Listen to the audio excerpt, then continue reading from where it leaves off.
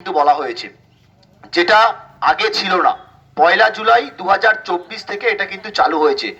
বা যদি মারা না যায়, যাকে আপনারা মারলেন সে যদি মারা না যায়, তাহলে মিনিমাম 5 বছরের শাস্তি কিন্তু হবেই।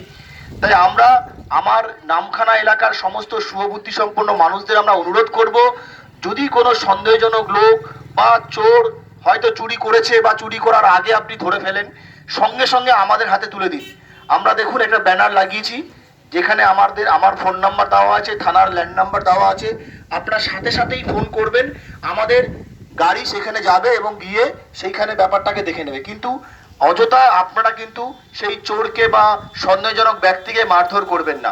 যদি মারধর করেন তাহলে কিন্তু আপনারা এই আইনের মধ্যে পড়ে যাবেন, যে আইনটা জুলাই মাসের 1 তারিখ থেকে চালু হয়েছে, যাকে বলা হয় মব লিঞ্চিং বা গণপিটুনি। যদি সবাই মিলে মিনিমাম দুজন হতে হবে, দুজন মিলে যদি কাউকে মারধর করে এবং মারার ফলে যদি সেই ব্যক্তির মৃত্যু হয়, তাহলে যারা যারা মারধর করেছে তাদের কিন্তু ডেথ পানিশমেন্ট হবে। ডেথ পানিশমেন্ট কিন্তু আমাদের সব শাস্তিতে নেই কিন্তু। তাই আমরা আগাম সতর্কতা বার্তা হিসেবে বলবো, যারা বয়স্ক মানুষ আছেন আপনারা শুনবেন এবং এলাকায় বলবেন, যদি কোনো সন্দেহজনক ব্যক্তি বা চোর যাই হোক না কোনো, সঙ্গে সঙ্গে আমাদের সঙ্গে কন্ট্যাক্ট করুন, আমরা সেখানে পৌঁছে যাব। আপনারা কখনোই ওই চোরকে বা সন্দেহজনক ব্যক্তিকে মারধর করবেন না।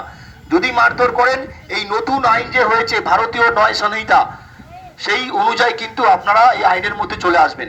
তাই আগাম সতর্কতা বার্তা হিসাবে আমরা এলাকার নামখানাবাসীর এলাকার মানুষদের আমরা বলবো যে আপনারা শুভবুদ্ধি সম্পন্ন মানুষ, বর্তমানে আইনকে সম্মান করা, আমাদের ভারতীয় সংবিধানকে সম্মান করা আপনাদের দায়িত্ব।